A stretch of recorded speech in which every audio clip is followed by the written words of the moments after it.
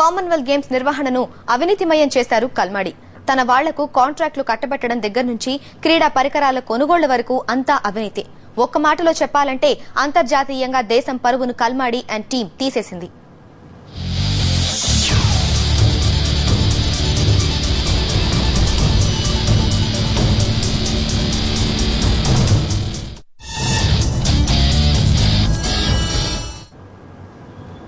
క్రీడా పరికరాల కొనుగోళ్లు, కాంట్రాక్టులు మంజూరు చేయడం మాత్రమే కాదు, చివరకు ప్రతిష్టాత్మకమైన క్వీన్స్ బ్యాటన్ రిలే ప్రోగ్రాంలో కూడా కల్మాడి అండ్ టీం అక్రమాలకు పాల్పడింది.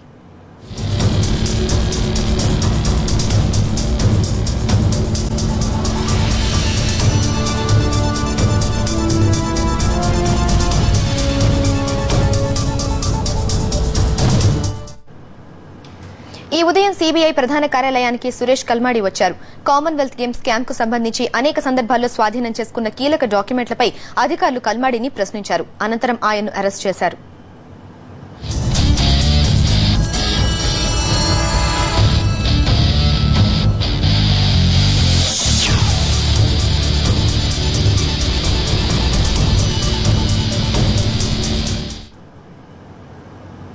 దీనిపై మరింత సమాచారాన్ని మా ప్రతినిధి శ్రవణ్ అందిస్తారు. శ్రవణ్, చెప్పండి, కల్మాడి అరెస్టు నేపథ్యంలో ఈ స్కామ్ లో ఇంకా ఎంతమంది ఉన్నారో వాళ్ళంతా బయటకు వచ్చే అవకాశం ఉందా? ఎప్పటిలోకి సిబిఐ పోలీసులు వారందరినీ కూడా అరెస్ట్ చేసే అవకాశం ఉంది?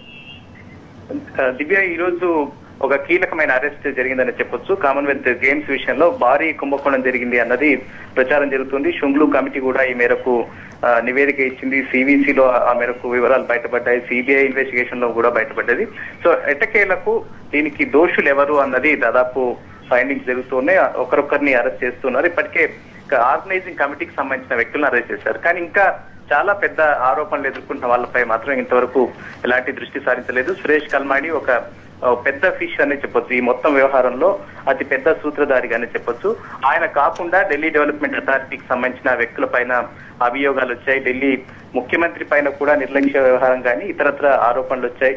ఇంకా అర్బన్ డెవలప్మెంట్ మినిస్ట్రీ, వీటన్నింటిపైన ఎంత మేరకు ఇన్వెస్టిగేషన్ సాగుతుందన్నది తేలాల్సి ఉంది. అయితే ఆర్గనైజింగ్ కమిటీకి సంబంధించి మాత్రం ఒకరొకరిని అరెస్ట్ చేస్తున్నారు. అందులో అతి ముఖ్యమైన వ్యక్తి సురేష్ కల్మాడి. ఆయన ఈ రోజు సిబిఐ అరెస్ట్ చేసింది.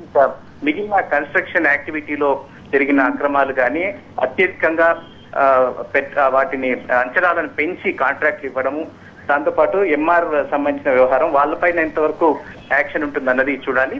ఒక స్టెప్ అయితే ముందుకు ఈ విచారణలో సాగుతుందనే చెప్పొచ్చు. శ్రవణ్, కామన్వెల్త్ గేమ్స్ నిర్వహణకు సంబంధించి అదేవిధంగా టూల్ కిట్స్, ప్లేయింగ్ కిట్స్ కొనుగోలు విషయం సంబంధించి ప్రతి విషయంలోనూ అవకతవకలు, అక్రమాలు కనిపిస్తున్నాయి మనకి. దానికి సంబంధించిన కొన్ని డాక్యుమెంట్స్ కూడా సిబిఐ పోలీసులు స్వాధీనం చేసుకున్నట్టు తెలుస్తుంది. దానిపై మీ దగ్గర ఉన్న సమాచారం ఏంటి? దివ్య, ఈ రోజు ప్రధానంగా సురేష్ కల్మాడిని అరెస్ట్ చేయడానికి కారణం ఆయన క్వీన్ బ్యాటన్ సంబంధించిన అంశంలో అనవసరంగా కొంతమందికి లాభం కలిగించే విధంగా చేశారన్నది ఒకటి.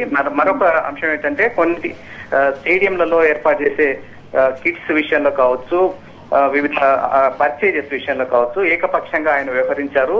కొంతమందికి బెనిఫిట్ చేసే విధంగా చేశారు అన్న అభియోగం పైన అరెస్ట్ చేశారు. సో వాటితో పాటు చాలా ఇంకా తొవ్వే కొద్దీ ఒకటొకటిగా బయటపడుతున్నాయి.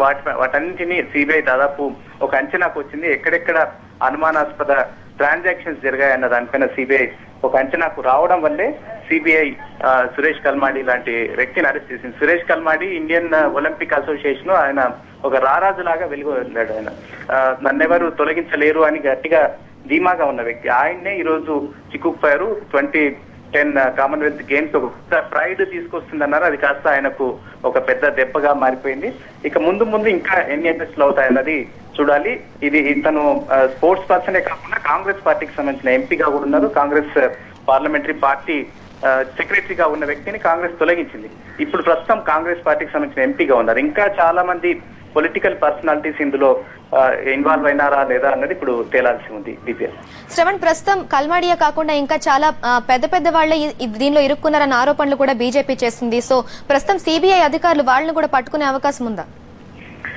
అపోజిషన్ చాలా అభియోగాలు చేస్తూనే ఉంది. ఢిల్లీ సీఎం సంబంధించిన వ్యవహారంపై కూడా అభియోగం చేస్తుంది. చాలా వందలాది కోట్ల రూపాయలు ఎక్సెస్ గా స్పెండ్ చేశారు ఒక అభియోగం ఉంది. కాగ్ రిపోర్ట్ లో, షుంగ్లూ రిపోర్ట్ లో కూడా గవర్నమెంట్ నిర్లక్ష్యం ఉంది అన్నది ఫైండింగ్స్ ఉన్నాయి. అయితే వాటిపైన అప్పీల్ జరగాలి, వాటిని రివ్యూ చేయాలన్నది షీలా దీక్షిత్ చేస్తున్న డిమాండ్. అయితే ప్రభుత్వ పరంగా ప్రైమ్ మినిస్టర్ ఒక ఆదేశం చేశారు, షింగ్లూ కమిటీని మొత్తం రివ్యూ చేయాలని. సిబిఐకి ఆయన షింగ్లూ కమిటీ రిపోర్ట్ ను పంపారు. కాబట్టి ఢిల్లీ సీఎం కానీ ఇతరత్ర అర్బన్ డెవలప్మెంట్ మినిస్ట్రీకి సంబంధించిన అధికారుల ఇంకా ఎవరైనా ఉన్నారో వాళ్ళందరి పైన కూడా ఇన్వెస్టిగేషన్ సిబిఐ చేస్తుంది. ఆ తర్వాత ఎవరైనా బాధ్యులుంటే వాళ్ళపైన కూడా ఛార్జ్ షీట్ దాఖలు చేసే అవకాశం ఉంది. బహుశా సీరియస్ అలిగేషన్స్ ఉంటే మాత్రం అరెస్టులు కూడా చేసే అవకాశం ఉంది. విద్య శ్రవణ్, కల్మాడియా వీటికి సూత్రధారని తెలిసినా కూడా కల్మాడిని అరెస్ట్ చేయడానికి 6 నెలలు ఎందుకు తీసుకుంది సిబిఐ?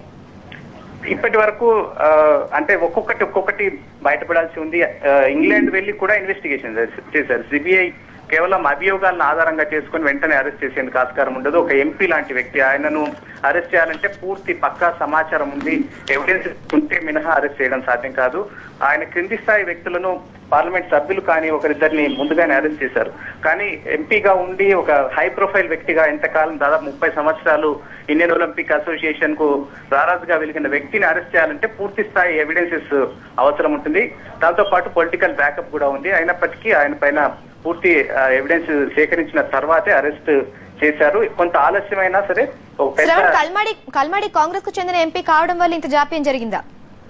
కాంగ్రెస్ పార్టీకి సంబంధించిన కొంత అభియోగం కూడా ఉంది. అయితే కాంగ్రెస్ వ్యక్తి అయినప్పటికీ ఆయన అరెస్ట్ చేశారంటే ఒక సీరియస్ కాంగ్రెస్ పార్టీ ఈ వ్యవహారాన్ని, అవినీతిని సీరియస్ గా తీసుకుందని చెప్పొచ్చు. ఒక రకంగా ముందు షీల్డ్ చేశారా అన్న ఒక అభియోగం వచ్చింది. కానీ అల్టిమేట్ గా ఎవరైనా కూడా దోషులు, వాళ్ళపైన యాక్షన్ ఉంటుందన్నది ఈ చర్య ద్వారా తేలింది. ఏ రాజా విషయంలో కూడా మనకు 2G కుంభకోణంలో ఏ రాజాను ప్రొటెక్ట్ చేస్తున్నారు, 3-4 సంవత్సరాలు డిలే అవుతుంది అన్నారు. చివరకు ఏ రాజా జైలు పాల్గొవాల్సి వచ్చింది. ఇప్పుడు ఈ రోజు కండుమౌళి పైన, కరుణానిధి డాక్టర్ పైన కూడా కేసు ఈ రోజు ఛార్జ్ షీట్ లో ఆ పేరు కూడా పెట్టబోతున్నారు. సో ఇవన్నీ ఒకటొక్కటిగా కేసు అల్టిమేట్ గా కాంగ్రెస్ పార్టీ మెడకు ఉచ్చు బిగుసుకుంటుంది అన్న దశలో, యూపీఏ ప్రభుత్వం పరువు బజార్న పడుతుందన్న దశలో అల్టిమేట్ గా ప్రభుత్వం కూడా చాలా సీరియస్ గా తీసుకుంటుంది.